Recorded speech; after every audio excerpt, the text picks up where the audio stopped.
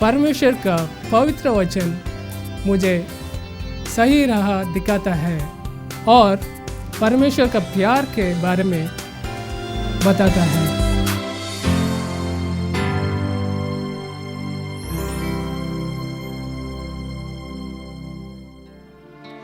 दुख भरी दुनिया में आंसू में बहाता रहा।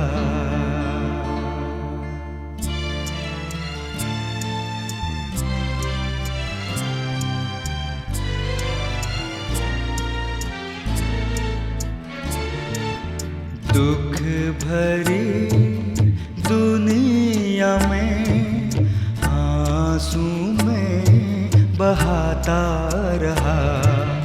ढूंढे कई सहारे मैंने, फिर भी बेसहारा रहा।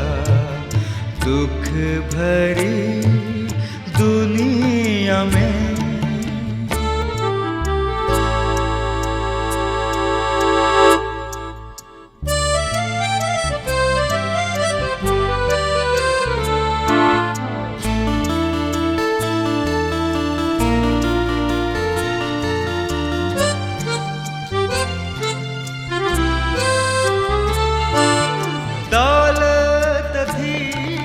सब कुछ था, ना थी खुशी दिल में मेरे। दौलत थी सब कुछ था, ना थी खुशी दिल में मेरे। ढूंढी बहुत शांति मैंने, फिर भी दिल अशांत रहा। दुख भरी दुनिया में आंसू में बहाता रहा। ढूंढे कई सहारे मैंने, फिर भी बेसहारा रहा। दुख भरी दुनिया में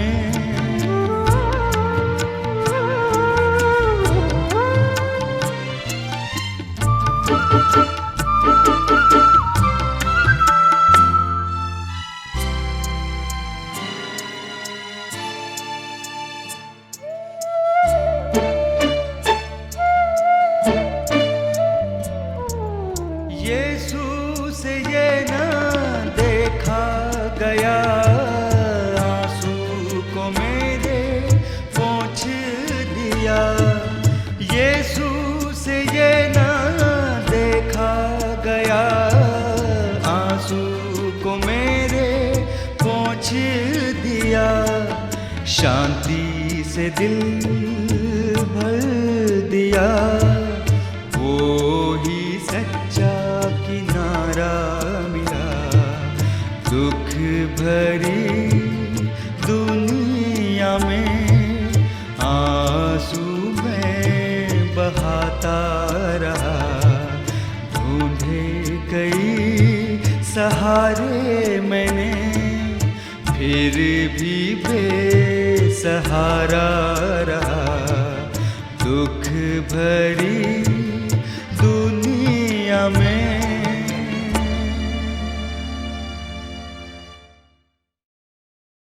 परमेश्वर का मैं धन्यवाद करता हूँ भाई और बहनों, जिसने मुझे ये फिर समय दिया है कि मैं आपके साथ परमेश्वर के वचन में से उन महत्वपूर्ण अध्ययन को आपके सामने पेश कर सकूं जिन पर हम कई बार विचार नहीं करते। और उन पर विचार तभी किया जाता है जब कोई हमें नसीहत करता है या कोई सलाह मशवरा देता है। आज जिस संसार में हम रह रहे हैं उसमें हम अनेक प्रकार की परीक्षाओं में पड़ते हैं, परेशानियों का सामना करते हैं, दुख मुसीबत दुविधाओं में पड़ते हैं और हम सोचते हैं कि ये परेशानियां हमारे पर किसी परमेश्वर, किसी देवता द्वारा भेजी जाती हैं। लेकिन नहीं भाई और बहनों, मैं ये चाहता हूं कि आप हमेशा अपने ध्यान में रखें कि ये जो परेशानियां हैं, यह दुख मुसीबत है, इनको हम खुद अपने जीवन में निमंत्रण देते हैं। परमेश्वर किसी को परीक्षा में नहीं डालना चाहता, लेकिन हम मेरे भाई और बहनों अपने कामों के कारण, अपनी सोच के कारण, अपने ज्ञान के कारण और अपनी उन्नति के कारण हम परीक्षा में पढ़ते हैं। परमेश्वर के लोगों की भी परीक्षा हुई। इससे पहले कि हम परीक्षा पर विचार करें, आइए परमेश्वर से सहायता मांगते हैं। दयालु पिता परमेश्वर,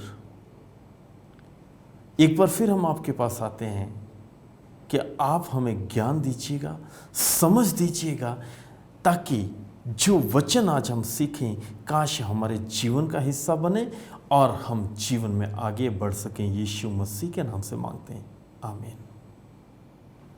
भाई और बहनों, हम परीक्षा की बात कर रहे हैं तो परमेश्वर के वचन में लिखा है कि जब कभी किसी की परीक्षा हो तो ये मत कहिए कि मेरी परीक्षा परमेश्वर की ओर से हो रही है, क्योंकि ना तो परमेश्वर बुरे कामों से किसी की परीक्षा करता है और ना हम परमेश्वर की ऐसे कामों से परीक्षा कर सकते हैं।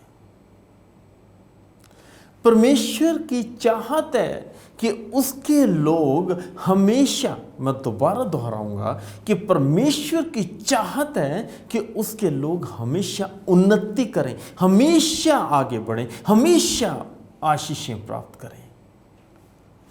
परमेश्वर के जो लोग थे उन पर आशीषों की भरपूरी थी, लेकिन इसका मतलब ये नहीं कि उनकी कभी परीक्षा नहीं हुई। उनकी परीक्षा इसलिए होती थी मेरे भाई और बहनों, ताकि परमेश्वर की महिमा हो, परमेश्वर का जलाल जाहिर हो। अब्राहम परमेश्वर का बंदा था, परमेश्वर के भय में रहता था, बहुत धनी व्यक्ति था। उसकी बीवी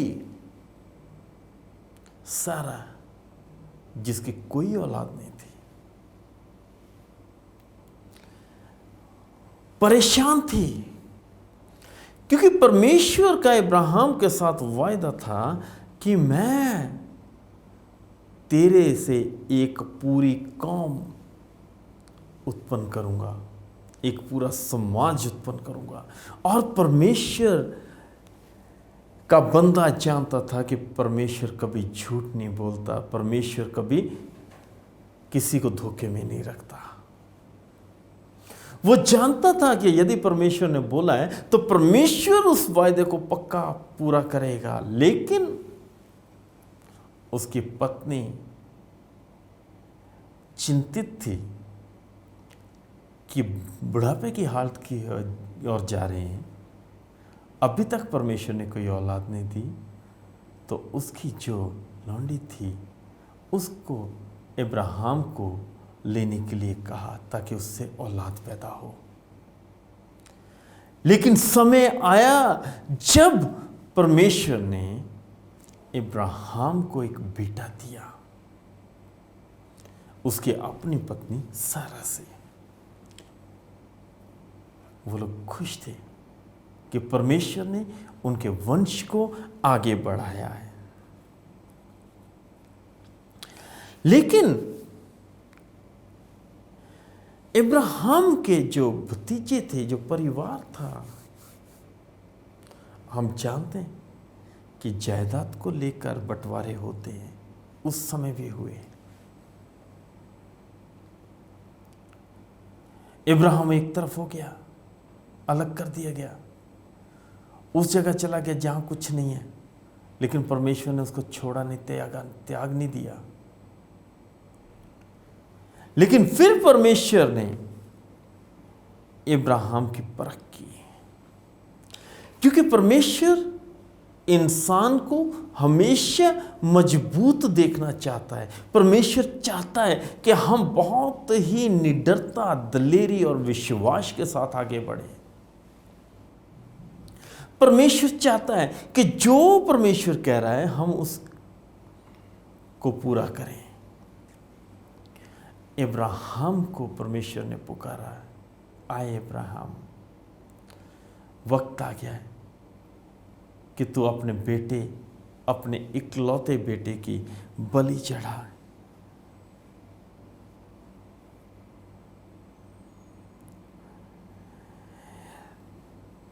तो परमेश्वर ने इब्राहिम से जब पुकारा तो इब्राहिम ने उस समय जवाब दिया। परमेश्वर ने इब्राहिम से ये कहकर उसकी परीक्षा की, हे इब्राहिम। इब्राहिम ने उत्तर दिया, देख मैं यही हूं। परमेश्वर ने उससे कहा, अपने पुत्र को अर्थात अपने इकलौते पुत्र इसहाक को जिससे तू प्रेम रखता है संग ले कर मोरिया देश को चला जा और वहां उसको एक पहाड़ के ऊपर जो मैं तुझे बताऊंगा होम बलि करके चढ़ा। भाई और बहनों, शब्दों पर विचार करें तो इकलौता शब्द है। परमेश्वर उसे कह रहा है जिसे तू बहुत प्रेम करता है। इकलौते बच्चे को हर कोई प्रेम करता है, ये भी बहुत प्यार करता है। और परमेश्वर ने इब्राहिम से वही उसका पुत्र मांग लिया। यहां पर परमेश्वर इब्राहिम के ईमान की, विश्वास की परख कर रहा है। इब्राहिम ने अपने पुत्र को, इसहाक को अपने साथ लिया और यात्रा पर निकल पड़ा। अपनी सवारी को लिया, लकड़ियां ले ली और सब कुछ अपने साथ लेकर चलता जा रहा है, चलता जा रहा है। उसके दिमाग में बहुत से विचार आ रहे हैं। इब्राहिम ने अपनी पत्नी को नहीं बताया कि वो किस मकसद से जा रहा है। इब्राहिम ने अपने पुत्र को नहीं बताया कि वो किस मकसद से जा रहा है। आज हम जानते हैं कि ऐसे हालात में यदि कोई हमारे से कहे कि हम अपने इकलौते पुत्र की बलि दे दें तो हमारे दिल पे क्या बीतेगी। और यदि पुत्र जवान हो रहा हो और लड़कपन में हो, यदि उसे पता चल जाए कि उसकी बलि देने वाले हैं तो वो क्या करेगा, ये हम अच्छी तरह जानते हैं। इब्राहिम ने उसे बताया नहीं। गधे पर लकड़ियां लाद ली, चलते जा रहे हैं। उसके नौकर उसके संग हैं। पहाड़ पर जाने से पहले उसने अपने सेवकों को वहीं छोड़ दिया और अपने पुत्र को साथ लेकर वो आगे बढ़ता चला जाता है।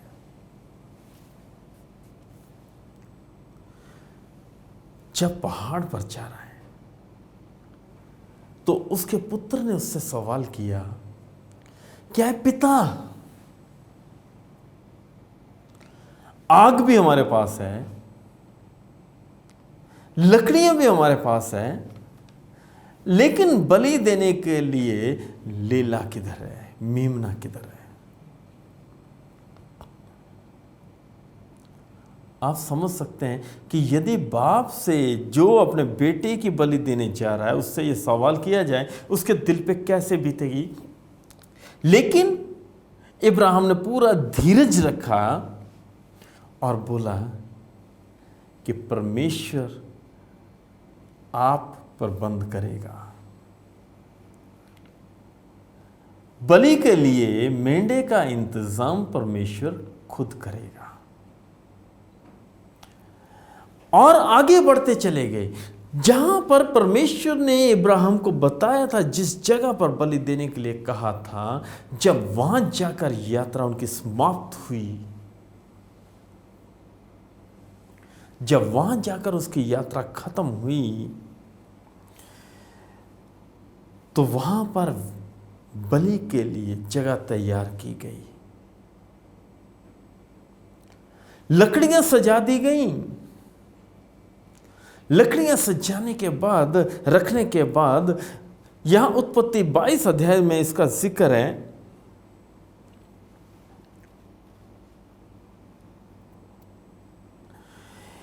कि उसने उसके ऊपर लकड़ियां सजा दी। तब भी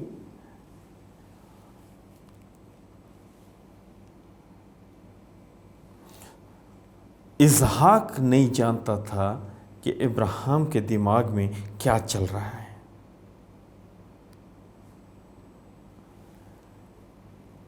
लेकिन इब्राहिम ने इसहाक से सिर्फ एक शब्द कहा था कि परमेश्वर खुद इंतजाम करेगा।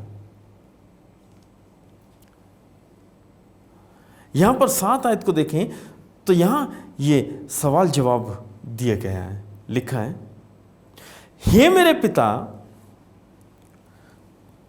इब्राहिम उससे कहता है, हे मेरे पुत्र, क्या बात है? तो फिर इसहाक कह रहा है, देख आग और लकड़ियां तो हैं, पर होम बलि के लिए भेड़ कहाँ है? इब्राहिम ने कहा, ये मेरे पुत्र, परमेश्वर होम बलि के लिए भेड़ का उपाय आप ही करेगा। जब हम इस सब को देखते हैं तो आज इंसान होते हुए हमारा ईमान, हमारा विश्वास डोल सकता है।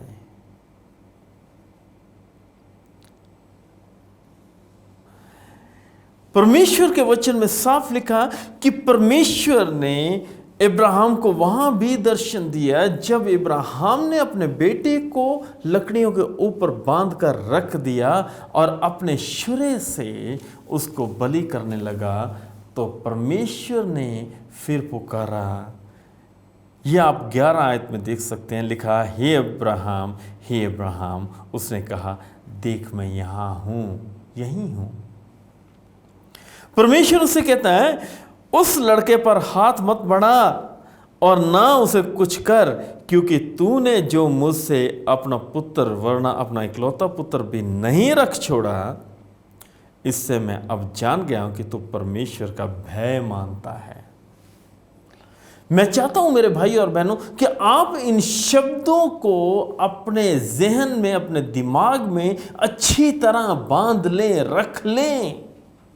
परमेश्वर कह रहा है कि मैंने तुझे परख लिया और जान लिया कि तू मेरा भय मानता है, तू मेरे से प्यार करता है।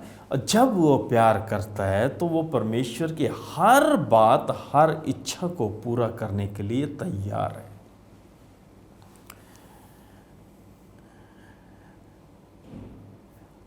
तो जब इब्राहिम ने आंखें उठाई, ऊपर देखा, तो वचन में लिखा कि उसने झाड़ियों में एक मेंढा, एक लीला फंसा हुआ देखा, जो कि परमेश्वर ने बलि के लिए तैयार किया था। भाई और बहनों, परमेश्वर ने इब्राहिम को आशीष दी क्योंकि उसने अपने इकलौते, अपने प्रिय पुत्र को भी परमेश्वर के सामने पेश कर दिया था बलि के लिए। जो शब्द मैं कह रहा हूं कि उनको आप ध्यान में रखिए। हम देख सकते हैं कि जो यात्रा इब्राहिम ने शुरू की थी, जो सफर तय इब्राहिम ने किया था, वो जब तक प्रभु यीशु मसीह नहीं आ गए तब तक खत्म नहीं हुआ। कुर्बानी दी जाती थी पुराने समयों में, ताकि पाप, अपराध, बुराई जो इंसान करता है उसके लिए क्षमा हो सके, खून बहाया जाता था। परमेश्वर ने आज्ञा मानने के लिए उसे आशीष दी। परमेश्वर ने इब्राहिम को कौमों का पिता बनाया, एक समाज का पिता बना दिया। इसहाक के द्वारा परमेश्वर ने एक समाज का निर्माण कर दिया। परमेश्वर का वचन कहता है कि परमेश्वर कभी भी अपने लोगों को ऐसी परीक्षा में नहीं पड़े रहने देता जो उनके सहन करने से परे हो, लेकिन उन्हें उस परीक्षा में से बाहर भी निकालता है, निकालने का रास्ता तैयार कर देता है।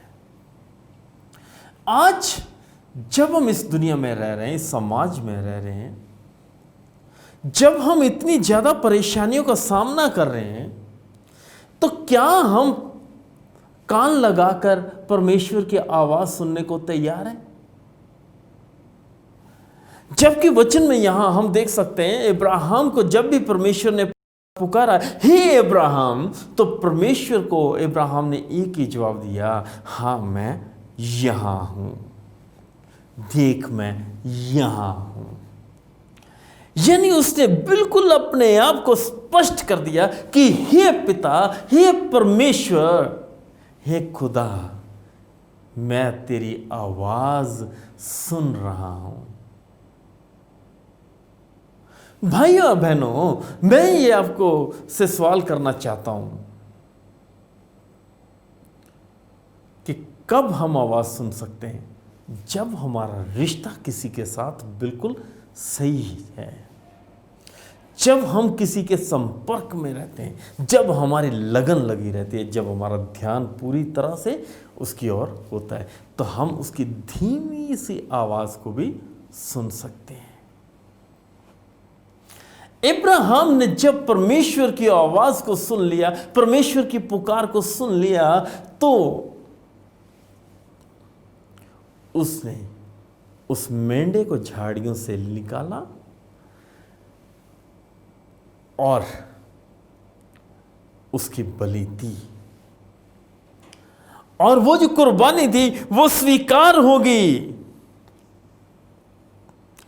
यहां मैं चाहता हूं 16 आयत देखें, तो यहां लिखा, यहोवा की यही वाणी है कि मैं अपनी ही ये शपथ खाता हूं कि तूने जो ये काम किया है कि अपने पुत्र वरना अपने इकलौते पुत्र को भी नहीं रख छोड़ा, इस कारण मैं निश्चय तुझे आशीष दूंगा और निश्चय तेरा वंश जो तारों आकाश के तारागण और समुंदर के तीर के बालू के किणके के समान अनगिनत करूंगा, और तेरा वंश अपने शत्रुओं के नगरों का अधिकारी होगा।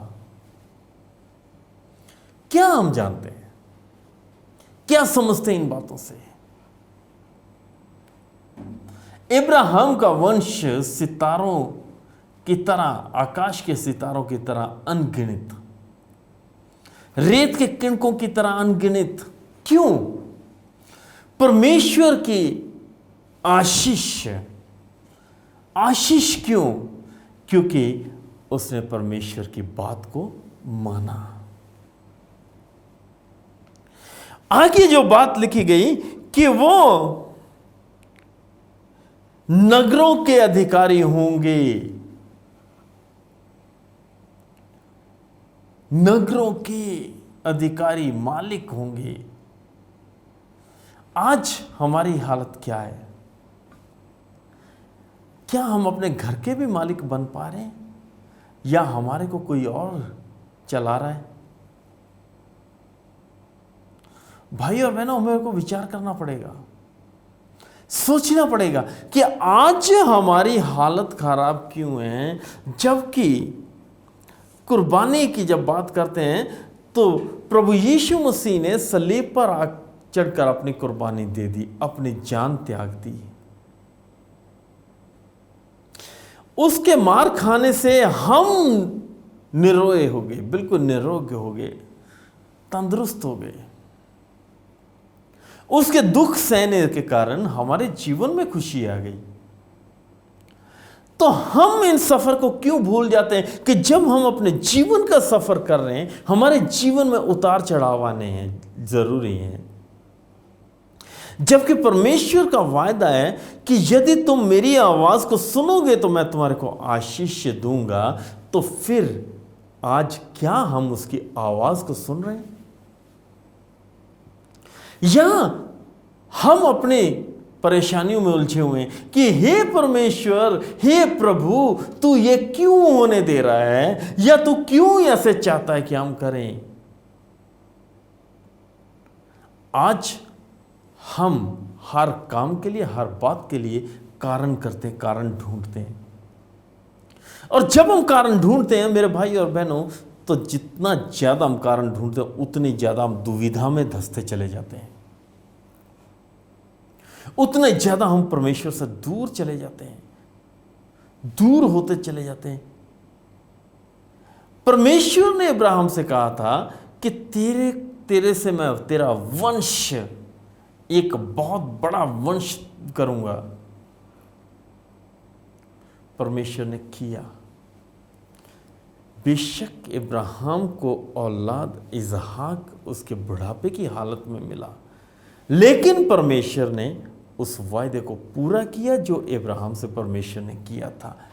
आज परमेश्वर मेरे और आपसे भी वायदा कर रहा है कि यदि तुम मेरे साथ पूरी ईमानदारी, पूरी वफादारी के साथ चलोगे, यदि तुम मेरे बात को सुनोगे, तो मैं तुम्हारे वंश पे, तुम्हारे परिवार पे, तुम पे आशीष बरसाऊंगा। क्या आज आप मेरे साथ ये निर्णय ले सकते हैं कि हमने इब्राहिम की तरह परमेश्वर से यही कहना है कि हाँ मैं यहां हूं, परमेश्वर की पुकार को सुनना है? यदि आज आप ये निर्णय ले सकते हैं तो आइए मेरे साथ अपने सिरों को झुकाएं और हम परमेश्वर के आगे प्रार्थना करेंगे कि वो हमें हिम्मत दे कि हम अपने वायदे पर टिक सकें।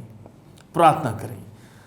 धन्यवाद देते हैं पिता परमेश्वर इस अच्छे वचन के लिए जो आपके वचन के द्वारा हमने सीखा है कि यदि हम आपके वफादार रहेंगे तो आप सचमुच हमें आशीषें देंगे। होने दीजिए कि हम आपके साथ जुड़े रहें और आपके बात को मानते हुए जो आप हमें कहते हैं हम उस पर विचार कर सकें, उसके अनुसार जीवन व्यतीत कर सकें, आपसे प्यार मोहब्बत में बढ़ सकें और आपके पनाह में रहते हुए आपसे आशीषें ले सकें। यीशु मसीह के नाम से मांगते हैं, आमीन।